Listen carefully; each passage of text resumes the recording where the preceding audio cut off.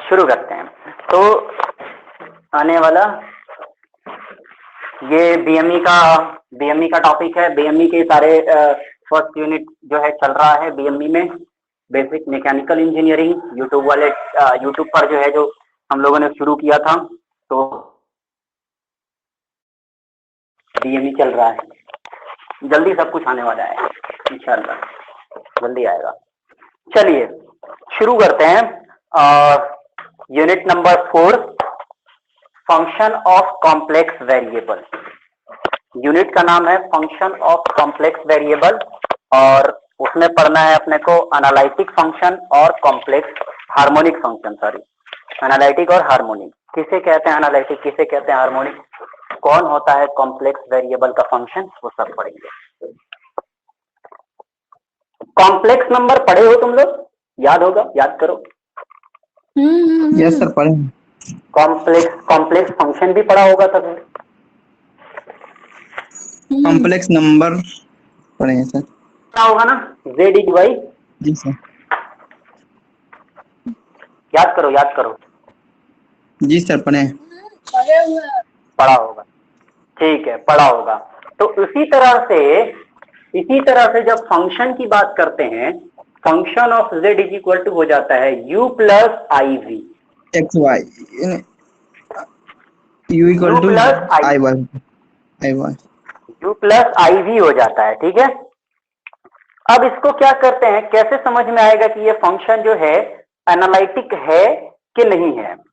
तो इसके लिए कंडीशन है अपने पास, दो कंडीशन है जो ये प्रूफ करने के लिए जरूरी होता है कि ये फंक्शन एनालिटिक है कि नहीं। तो इसके लिए हमारे पास दो कंडीशंस हैं।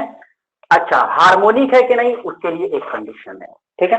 तो हम देखते हैं ये फंक्शन एनालिटिक है कि नहीं, इसके लिए एक कंडीशन है, और ये फंक्शन हार्मोनिक है कि नहीं, इसके लिए दूसरा कंडीशन है। बात समझे नहीं समझे?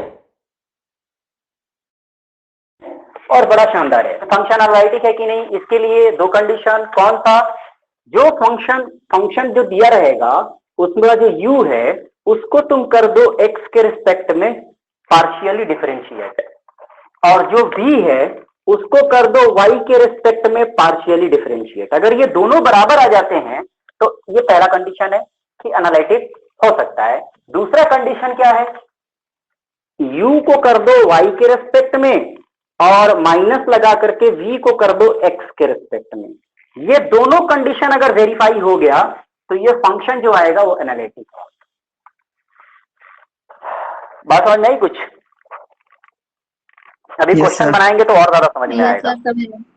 हाँ, क्वेश्चन बनाएंगे तो और ज्यादा समझ में आएगा। हार्मोनिक के लिए देखते हैं के लिए क्या जरूरी है। आइए आगे बढ़ते हैं।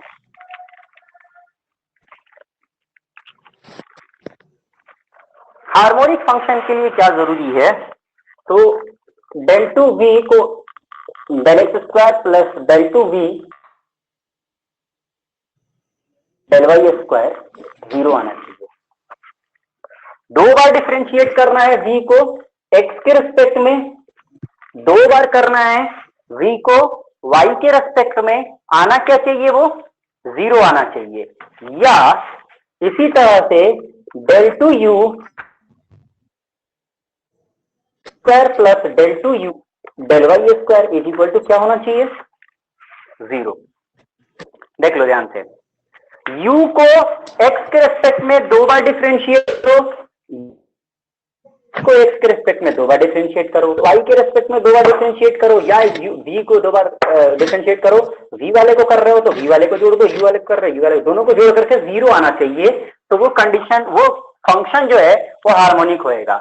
ये जो है ना ऑब्जेक्टिव में पूछा जा सकता है, बल्कि पूछा जाएगा कि which the function is harmonic function, analytic function वगैरह वगैरह, कुछ भी ऑप्शन में दे सकता है। या ऐसे पूछ सकता है कि the function is harmonic or not, yes, no, maybe, can't say, इस तरह से ऑप्शन में दे करके। समझ रहे हो आपको? सर चलो क्वेश्चन बनाते हैं, और इसी का इस्तेमाल करके जो है हम लोग जो है वो क्या कहते हैं कि क्वेश्चन बनाते हैं, एनालिटिक फंक्शन बनाते हैं। क्या होगा एनालिटिक फंक्शन में, जो ये कॉम्प्लेक्स वेरिएबल का फंक्शन है, इसमें क्या देगा, u दे देगा, v मिसिंग कर देगा, या v दे देगा, u मिसिंग कर देगा। तो कोई एक देकर के कोई एक मिसिंग करेगा। दो तरीके होते हैं हमारे पास बनाने के, एक होता है CR इक्वेशन मतलब कॉस, जिसमें इसका इस्तेमाल करके बनाते हैं थॉमसन रूल, ठीक है। मिलन थॉमसन रूल का इस्तेमाल करके दो तरीके से हम लोग उस क्वेश्चन को जो जब कहेगा कि फंक्शन ऑफ कॉम्प्लेक्स वेरिएबल बनाओ, तो उसको दो तरीके से हम लोग सोल्व करते हैं, एक है CR इक्वेशन और एक है अपना मिलन थॉमसन रूल। तो चलिए क्वेश्चन की तरफ बढ़ते हैं और देखते हैं कि क्वेश्चन कैसे कैसे पूछा जा सकता है और उसको कैसे कैसे बनाया जा सकता है। क्वेश्चन निकालते हैं अपन। x plus i two y, एक क्वेश्चन है अपने पास, 2x plus i two y, ठीक है। क्वेश्चन में देखना है कि ये एनालिटिक है कि नहीं और हार्मोनिक है कि नहीं, ठीक है। करते हैं, देखते हैं। सबसे पहला कंडीशन क्या है इसके लिए, सबसे पहले देखो उसमें u कौन सा है, u ये वाला पार्ट है, v ये वाला पार्ट है, i के साथ जो है वो v है, बगैर i का जो है वो u है। क्या करना है अपने को, del u by del x करना है। इसको x के रिस्पेक्ट में डिफरेंशिएट करोगे तो 2 बाहर, x का differentiation 1 plus sorry equal to y के रिस्पेक्ट में डिफरेंशिएट करना है v को, तो 2 बाहर, y का डिफरेंशिएशन 1। इतना खामोश क्यों बैठ गए तुम लोग, u को y के रिस्पेक्ट में करना है, u को y के रिस्पेक्ट में डिफरेंशिएट करना जरा, अरे करो रे, कहां चले गए सब। सर क्वेश्चन में, हाँ ये 2x, u को x y के रेस्पेक्ट में डिफरेंशिएट करना है, y के रेस्पेक्ट में। बताओ कितना आएगा, माइनस हो जाएगा, माइनस आएगा। क्या बताना जरा, कितना है u, चंदा u कितना है, 2x है, 2x है। 2x है। 2x को पार्शियली डिफरेंशिएट करना है y के रेस्पेक्ट में, कितना होएगा, 2 होगा। अजीब गधे लोग हो यार, पार्शियली डिफरेंशिएट बोल रहा हूँ y के रेस्पेक्ट में, चीख के मर गया हूं कि भाई पार्शियली जब होता है तो जिस जिस फंक्शन के रेस्पेक्ट में होता है उसको सिर्फ डिफरेंशिएट करते हैं। x है यहाँ पर, कहां से 2 हो जाएगा बताना जरा, 0 हो जाएगा सर। पता नहीं कहाँ दिमाग रख के आते हो यार। सर यहाँ पे y डिफरेंशिएशन होगा, बाकी जो होगा सब कांस्टेंट रहेगा। हाँ तो अभी कहाँ थी, अभी हम चीख के बोल रहे थे कि u इक्वल टू 2x है। अच्छा आवाज नहीं जा रही है, वाह। ये यहाँ पर v है, क्या रहा है, v जो है वो 2y है, v 2y है, x के रेस्पेक्ट में डिफरेंशिएट करना है, 0 हो जाएगा क्योंकि इसमें x नहीं है, इसमें x नहीं है, इसमें y नहीं है, तो दोनों बराबर हो गया। ये देखो पहला कंडीशन भी सेटिस्फाई हो गया, दूसरा कंडीशन भी सेटिस्फाई हो गया। तो ये जो फंक्शन है ना, ये फंक्शन हमारा एनालिटिक तो होगा। इस तरह से क्वेश्चन आएगा बनाने को ऑब्जेक्टिव में, समझे बात को। क्वेश्चन दे देगा, ये क्वेश्चन दे दिया, हाँ ये दोनों सेम होना चाहिए, ये कंडीशन भी सेटिस्फाई होना चाहिए, ये कंडीशन भी सेटिस्फाई होना चाहिए। दूसरे में आते हैं, हार्मोनिक फंक्शन में आते हैं। कोई भी एक इसमें से बराबर हो गया, कोई भी एक, चाहे इसको चेक कर लो चाहे इसको चेक कर लो। तो चेक करके देखते हैं, del 2 u by del x square, u का डिफरेंशिएशन x के रेस्पेक्ट में करेंगे, एक बार करेंगे 2 आएगा, दूसरी बार 0 आएगा, 2 को डिफरेंशिएट करेंगे। उसी तरह u का डिफरेंशिएशन y के रेस्पेक्ट में, u का डिफरेंशिएशन y के रेस्पेक्ट में 0 0 इज इक्वल टू 0 आ गया, तो ये हार्मोनिक भी होएगा। तो हो सकता है क्वेश्चन में ये दे दे कि ये क्वेश्चन दे दे या कोई भी एक फंक्शन दे दे क्वेश्चन में और बोले कि दिस फंक्शन इज, और ऑप्शन में दे दे 4 option, analytic, harmonic, both, none of this, 4 option हो गए। तो ये एनालिटिक भी है, ये हार्मोनिक भी है। तो सी वाला ऑप्शन जिसमें बोथ लिखा होगा वही ऑप्शन सही होगा, समझे? इसमें हार्मोनिक वाले में नहीं, तो एक क्या नाम है बराबर होना चाहिए, इक्वल होना चाहिए कि दोनों इक्वेशन इक्वल होना चाहिए। दोनों दोनों दिख रहा है तुम्हें क्या लिखा हुआ है?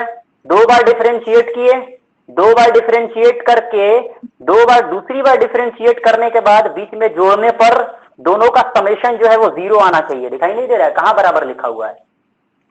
दोनों को जोड़ने पर 0 आना चाहिए। 2 बार डिफरेंशिएट करो, चाहे u को करो चाहे v को करो। 2 बार डिफरेंशिएट x के रेस्पेक्ट में, 2 बार डिफरेंशिएट y के रेस्पेक्ट में, दोनों को जोड़ना है।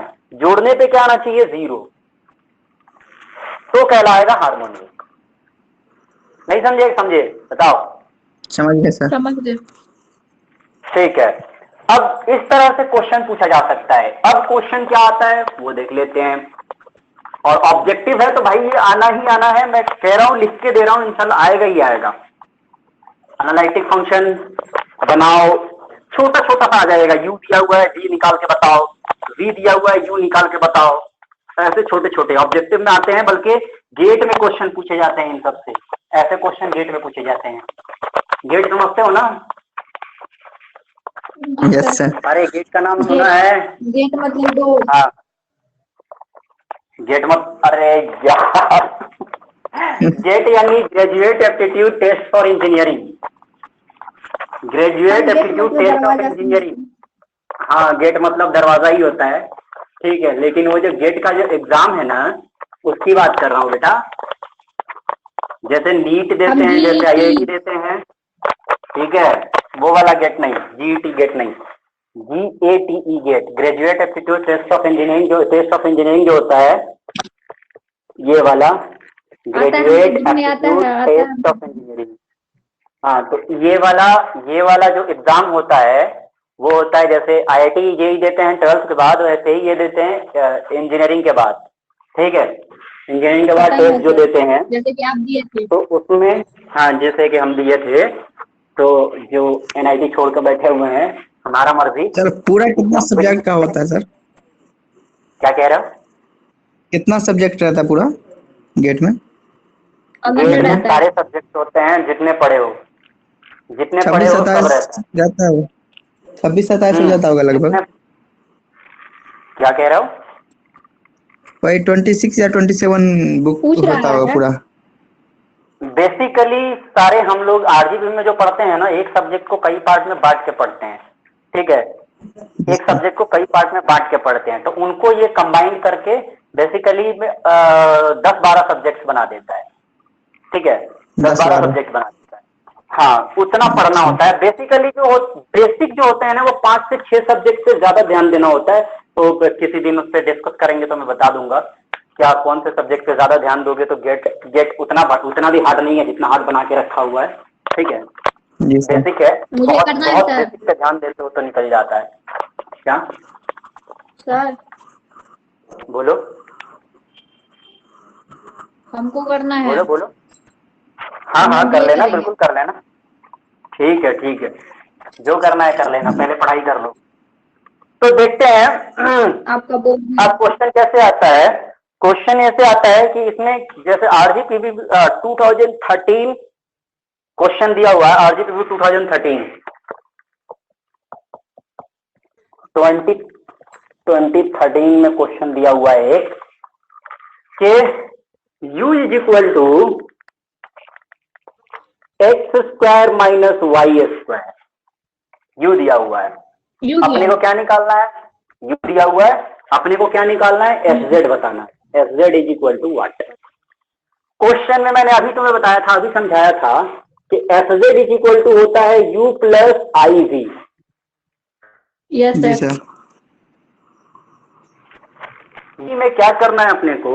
u की जगह u रख देना है, v निकालना है और उठा करके यहाँ पे रख देना है, और जो आएगा वही हमारा आंसर हो जाएगा। अब v निकालें कैसे? सवाल ये है कि v निकाले कैसे? कोई बताएगा मुझे कैसे निकालोगे?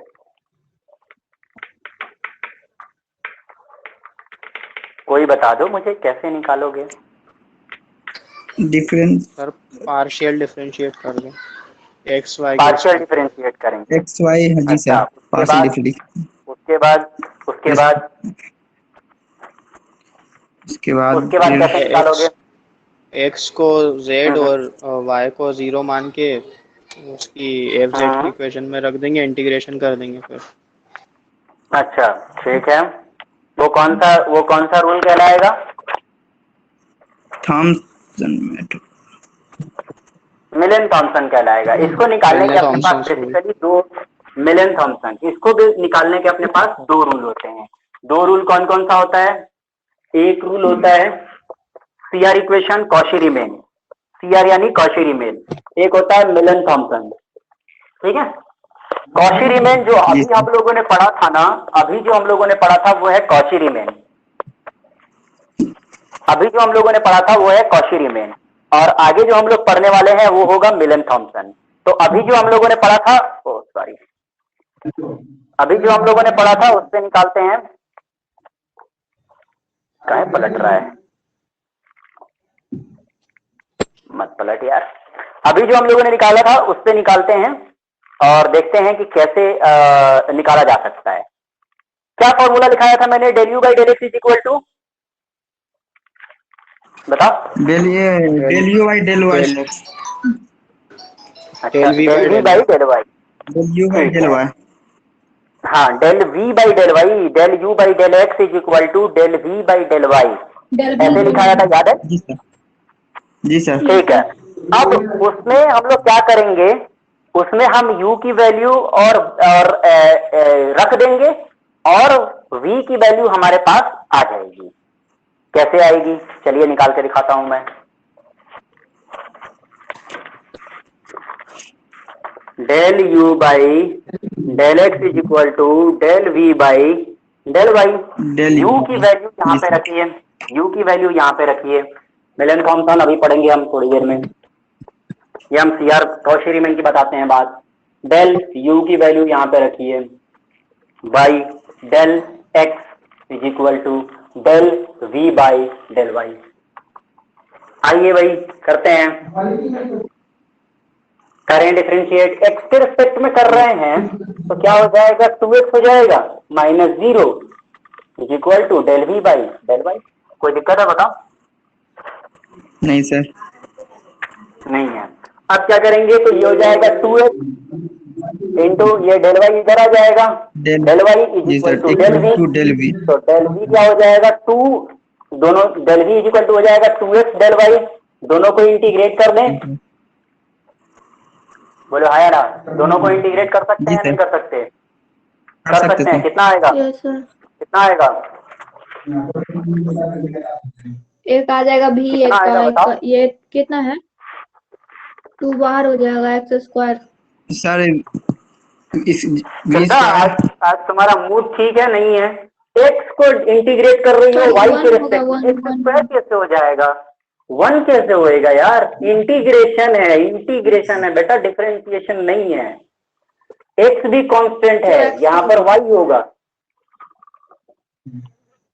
सॉरी 2 सर, भी मूड सही नहीं कांस्टेंट है है, आज। एक्स भी कांस्टेंट है, वाई के रेस्पेक्ट में इंटीग्रेट कर रहे हैं, वाई होगा ना? Sorry sir. ये निकला। हाँ ठीक है कोई बात नहीं। ये निकला अपना, क्या निकला? वी निकला। निकल गया? कोई दिक्कत है तो बताओ। No sir. अरे बोलो भाई, नहीं सर। कोई दिक्कत नहीं है ना? नहीं है। ठीक है। नहीं। अब क्या करेंगे हम? v is equal to 2xy हो गया, बात ही खत्म। अब v is equal to 2xy, ये सीआर इक्वेशन, इसी को सीआर इक्वेशन कहते हैं। सीआर इक्वेशन बोला तो ये हो गया अपना। सीआर सीआर का इक्वेशन से मतलब? v निकाल लिया। अब अगर v निकाल लिया तो अगर क्वेश्चन बोलेगा, अगर क्वेश्चन ने सिर्फ v निकालने को पूछा तो यहां पर आ गए, बात खत्म। और लेकिन अगर क्वेश्चन ने fz पूछा तो fz is equal to u की जगह पर u रख दो, प्लस i इंटू वी की जगह पर v रख दो। बोलो कोई दिक्कत है? नहीं। ये क्या आंसर हो हो गया गया। आंसर? बस जी खत्म सर। बात, बस खत्म बात। ये है सीआर आई भी इक्वेशन, यूज कॉशी करना है। रीमेन इक्वेशन से ऐसे। बोलो क्या कह रहे हो? चंदा क्या कह रही हो? माइक म्यूट करो तुम्हारी तरफ से। नहीं, आई पूछ रहे आवाज थे, आई आती की है। जगह पे बोलना। हाँ हाँ, ये इसके साथ जो है ये जो है ये यू है, आई के साथ जो है वो v, u plus i v हो गया, बात खत्म, आंसर हो गया।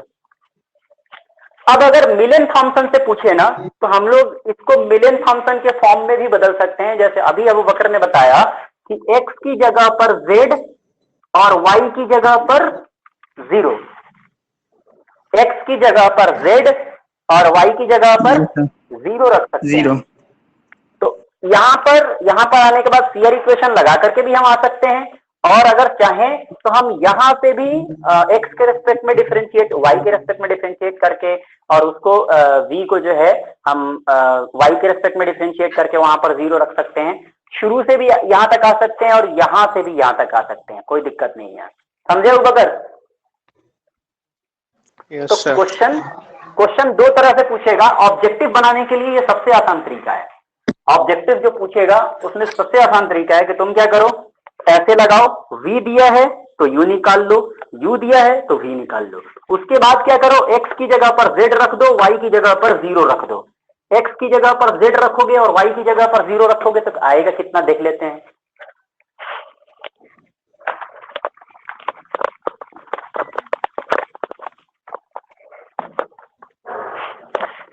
x की जगह पर यहाँ z रखोगे तो z स्क्वायर माइनस y की जगह पर 0 plus i into 2 into z into 0, और एक कांस्टेंट, क्योंकि हमने इंटीग्रेट किया था तो कांस्टेंट तो आएगा, इंटीग्रेट किया था तो कांस्टेंट तो आएगा, है ना? इसमें कांस्टेंट आएगा ना, इंटीग्रेट किया था, इंटीग्रेशन कर किया था तो यहाँ कांस्टेंट आएगा। तो 2xy प्लस c इंटीग्रेशन किया है, कांस्टेंट आएगा, है ना? i के साथ c आएगा, i के साथ c आएगा, कांस्टेंट। ठीक है, तो हम क्या करेंगे, इसमें रखेंगे तो ये हो गया f z is equal to z square, ये भी 0, ये भी 0 प्लस आई सी आएगा।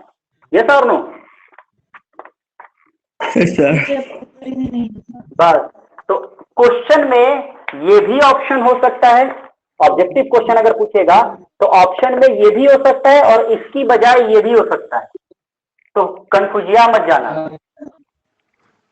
हाँ, दोनों में हाँ, बोलो बोलो बोलो, मेरे कुछ की नहीं एक एक करके बोलो, रुक गया है मेरे से। एक एक करके बोलो।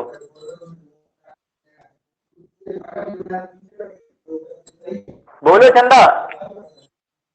मेरा स्क्रीन रुक गया है, आपका मतलब तुम्हारी आवाज बिल्कुल भी नहीं आ रही है। अब अगर तुम क्या कह रहे हो? सर आई तो 0 हो जाएगा ना, सी के आई साथ क्यों कैसे 0 हो आएगा? जाएगा? आई क्यों 0 हो जाएगा? हमने इसको इंटीग्रेट किया है, हमने इसको इंटीग्रेट किया है, तो इसका इंटीग्रेशन करेंगे तो एक कांस्टेंट तो आएगा ना। इंटीग्रेशन करने पे कोई कांस्टेंट तो आता है ना, तो यहाँ पर कांस्टेंट आया, वो v के साथ है, v के साथ है। जब डिफरेंशिएट करेंगे तो 0 होगा, वो अलग बात है। हाँ चंदा क्या कह रही है? चंदा तुम्हारी आवाज जो है ना बहुत अटक रही है, या तो नेटवर्क एरिया में आओ।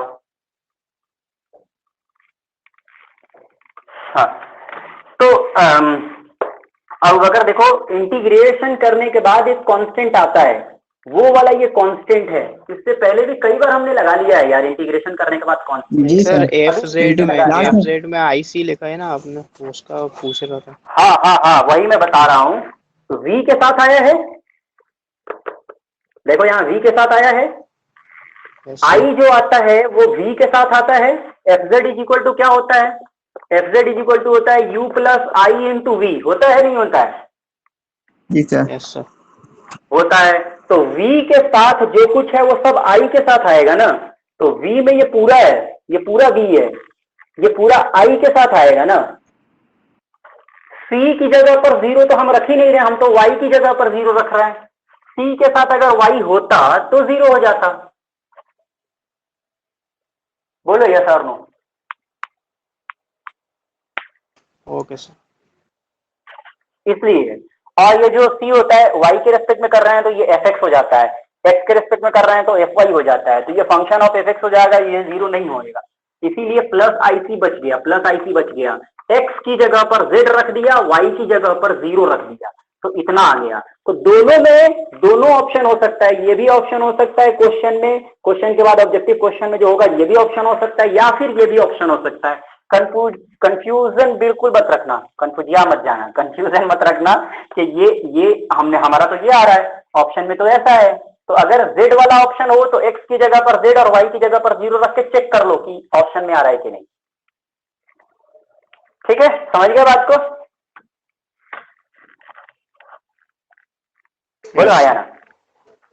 इस पर जो है सारा का सारा क्वेश्चन जो है इसी पर है, मतलब तुम्हारे बुक में आरजीबी में पूछे हुए जितने क्वेश्चंस हैं वो सब इसी पर हैं, सारे के सारे, एक भी इधर उधर नहीं है।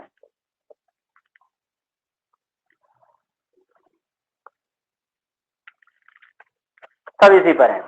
Analytic harmonic, analytic harmonic, analytic harmonic, इसी तरह यू दिया हुआ है, वी निकालना है, वी दिया हुआ है, यू निकालना है, हार्मोनिक प्रूफ करना है, एनालिटिक प्रूफ करना है, एफजेड बनाना है, मिलियन थॉमसन से बनाओ, सीआर इक्वेशन से बनाओ। कभी कभी तो मेंशन करके देता है कि सीआर इक्वेशन से ही बनाओ, तो वो जेड एक्स की जगह पर जेड वेट रखने की जरूरत नहीं है। कभी कभी मेंशन करके देखा है मिलियन थॉमसन से ही बनाओ, वहां पर एक्स की जगह पर जेड रखने की जरूरत है, वाई की जगह पर 0 रखने की जरूरत है, वहां पर रखते हैं। तो समझ में आई बात, नहीं आई बताओ? सर ऑब्जेक्टिव में तो कैसे भी बना सकते हैं ना? हाँ, ऑब्जेक्टिव में कैसे भी बना सकते हैं, CR equation is best objective में। लेकिन हाँ, वही मैं बोल रहा हूँ ना, तो ऑब्जेक्टिव में ये ऑप्शन हुआ तो क्या करोगे फिर तो रखना पड़ेगा ना, फिर तो मिलियन थॉमसन ही बनाना पड़ेगा, वो तो फिर मजबूरी बन जाएगी, है ना, इस वजह से दोनों बता दिया। ठीक है, तो क्या नाम है, कल हालांकि संडे है, लेकिन जो है क्योंकि मैंने बताया कि नेटवर्क का प्रॉब्लम हो जाएगा जब मैं घर चला जाऊंगा, तो कल कितने तारीख को जाएगा? 14 को इंशाल्लाह। 14 को कल, हाँ कल भी अपन क्लास करेंगे। हाँ, सिर्फ पढ़ाई होती है ना, तो मुझे होती है बोरिंग, पढ़ाने में ही मुझे बोरिंग होने लगती है, तो पढ़ने में कितना बोरिंग होता होगा मैं समझ सकता हूँ, इसलिए बीच बीच में थोड़े से बातें करना जरूरी है। क्वेश्चन कह रहा है आरजीपीवी 2004 और आरजीपीवी 2015 दो बार क्वेश्चन पूछा हुआ है।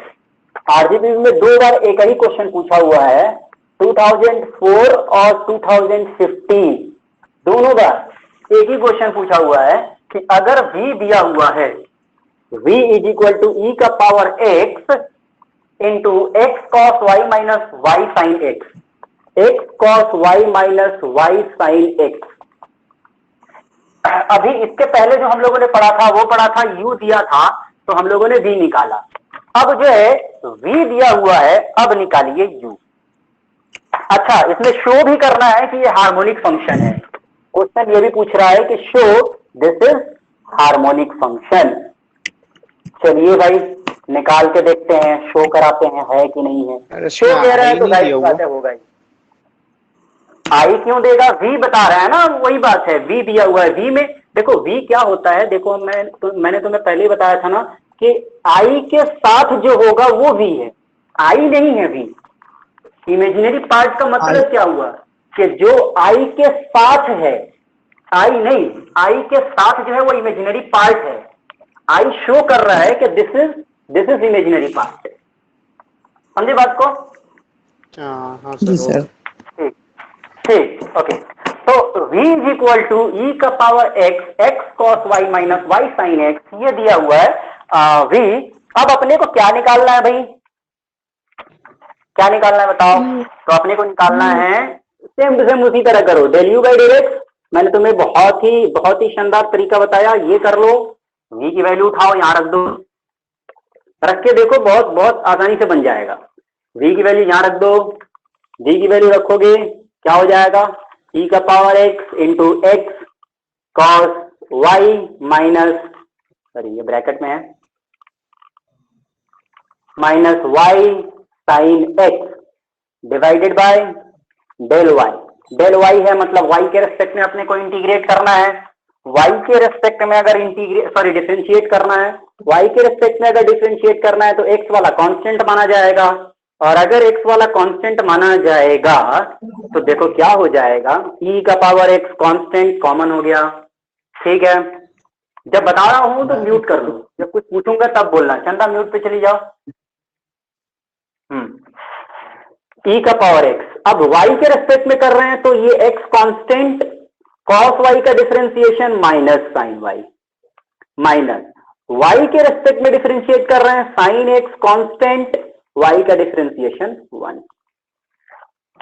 इसी तरह से del u by del x is equal to, इसको सोल्व करेंगे तो e का पावर x और माइनस x साइन x हो जाएगा, sorry minus sine x y हो जाएगा, माइनस साइन x हो जाएगा।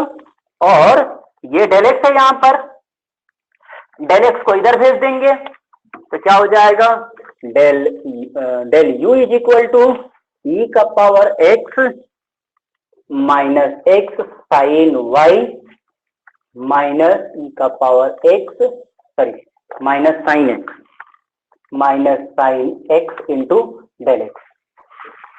चाहे तो हम दोनों को इनको मल्टीप्लाई करा सकते हैं तो क्या हो जाएगा, del u is equal to minus e का पावर x इंटू e का पावर x साइन y और माइनस e का power x sine x del x. Del u integration मार दो, अब यहां के बाद इंटीग्रेशन कर दो, u का डेल u का इंटीग्रेशन u हो जाएगा, इन दोनों का अलग अलग इंटीग्रेशन हो जाएगा, माइनस ये साइन y कांस्टेंट है, साइन y बाहर, माइनस साइन y ले लो बाहर, और इंटीग्रेशन x e का पावर x माइनस e का पावर x साइन x, इसके साथ अलग dx, इसके साथ अलग dx। बताओ कोई दिक्कत है तो, बताओ कोई दिक्कत है तो यहां तक? नहीं सर। ठीक है, अब बढ़ते हैं आगे। इसका भी कर सकते हैं अपन u इंटू वी, इसका एक फॉर्मूला भी है, e का पावर x साइन bx का इंटीग्रेशन, किसी को याद है? e का power x divided by a square plus b square into sine b x. थोड़ा सा कंफ्यूजन है मुझे कंफर्म करो अगर याद है तो, वरना मुझे फॉर्मूला लिस्ट निकालना पड़ेगा। माइनस साइन y, इसका तो याद होगा u इंटू वी, और मैंने पहले भी बताया था कि अगर अलजेब्रिक फंक्शन हो तो हम लगा सकते हैं कौन सा वाला जो हमने बताया था लेबनिज का फॉर्मूला, ये तो मैंने m1 में भी बताया था कि u सेपरेट v इंटीग्रेट फिर u differentiate v integrate, u differentiate v integrate, ऐसे करके u सेपरेट कर लिया, v इंटीग्रेट कर लिया, माइनस लगाया u differentiate, v integrate plus लगाया u डिफरेंशिएट। अब ये जीरो होने वाला है, इसके बाद नहीं करना।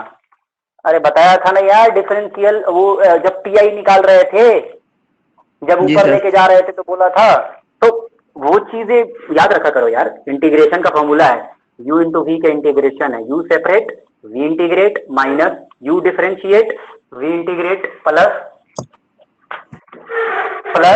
u डिफरेंशिएट v इंटीग्रेट, ऐसे करके हम लोग निकाल सकते हैं। ठीक है, तो यहां तक। अब इसके बाद ये वाला इंटीग्रेशन का e का power ax sine bx integration है, इसका एक डायरेक्ट फॉर्मूला है, और थोड़ा सा मैं फॉर्मूला लिस्ट निकाल लेता हूं क्योंकि थोड़ा सा गड़बड़ हो रहा हूं, शायद कंफ्यूजन हो रहा है मुझे। सर ई का पावर x होता है ना सर, e का पावर एक ही जगह पर 1 ले लो, एक ही जगह पर 1 ले लो, तो e का power 1x divided by a square plus b square है मेरे ख्याल से, और इंटू साइन बी एक्स, ऐसा कुछ तो है, थोड़ा सा कंफ्यूजन है, अगर तुम्हें पता है तो बताओ। ई का पावर x का ई का पावर x ही होता है सर इंटीग्रेशन। अरे उसकी बात नहीं कर रहा हूं मैं, डायरेक्ट फॉर्मूला पूछ रहा हूं, e का पावर ax साइन bx का इंटीग्रेशन, इंटीग्रेशन ऑफ e का पावर ax साइन bx, ये पूछ रहा हूं मैं। रुको फॉर्मूला लिस्ट निकालने दो।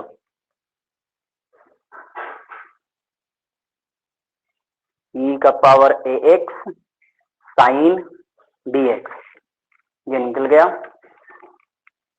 e का पावर ax साइन bx। ठीक है, ई का power x divided by a square plus b square into a sine b x minus b cos b x, इसका डायरेक्ट फॉर्मूला है।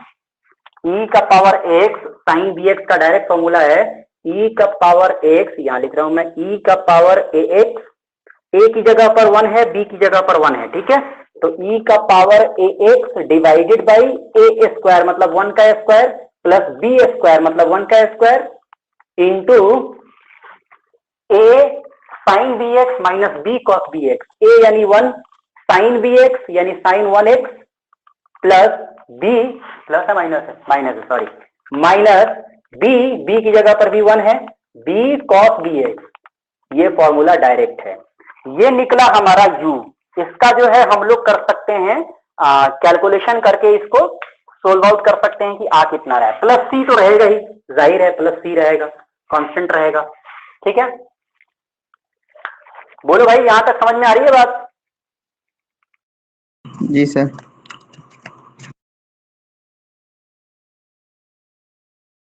हाँ, तो अब ये u निकल गया, इसका करेंगे हम लोग कैलकुलेशन। चलिए कैलकुलेशन करते हैं।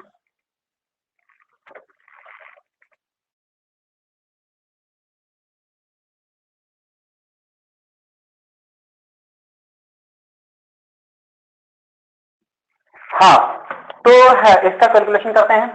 चलिए इसको मिटाता हूं मैं।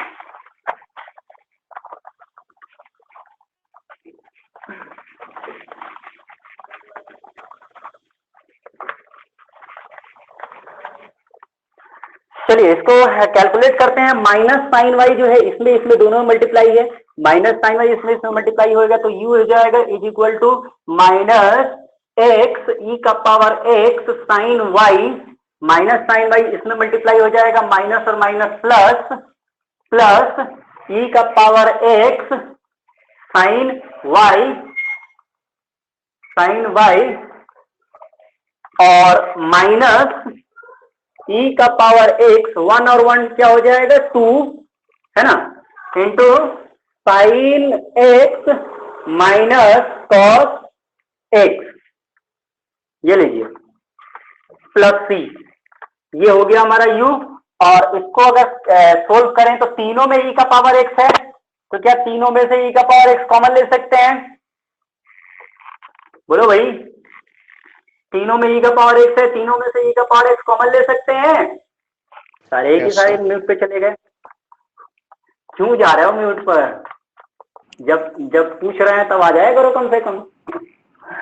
साइन वाई माइनस 1/2 है, 1/2 इसमें मल्टीप्लाई होएगा तो sine x minus cos x divided by 2 plus c, this is your u। और भी कुछ कर सकते हैं क्या इसमें? और कुछ कर सकते हैं क्या? कुछ दिख तो नहीं रहा, ज्यादा ये साइन एक्स कॉमन ले लेंगे, उससे ज्यादा तो कुछ होने वाला है नहीं। अगर एफ जेड पूछेगा तो क्या कर सकते हैं? F z is equal to u plus i भी होता है, u की जगह पर ये बिठा दो, आई लगाओ और v की जगह पर जो क्वेश्चन में दिया हुआ था ना, बोलो ना, जो क्वेश्चन में दिया हुआ था उसको उठा करके यहाँ बिठा दो, हो गया आंसर। और अगर पूछे मिलन थॉमसन रूल में तो क्या करो, z की x की जगह पर z बिठा दो, y की जगह पर 0 बिठा दो, सोल्व हो गया, खत्म बात, हो गया। कोई दिक्कत है तो बताओ, बोलो अबू बकर, तुमने पूछा था ना, समझ में आया नहीं आया? आ गया सर। बढ़िया है, बढ़िया है। तो चलो ये वाला टॉपिक जो है हमारा कंप्लीट हुआ। लीनियर इंटीग्रल पढ़ते हैं अगली क्लास में, उसके बाद जो है क्या बचेगा, लीनियर के बाद मेरे ख्याल से साइक्लिक इंटीग्रल है, साइक्लिक इंटीग्रल और चैप्टर खत्म होएगा।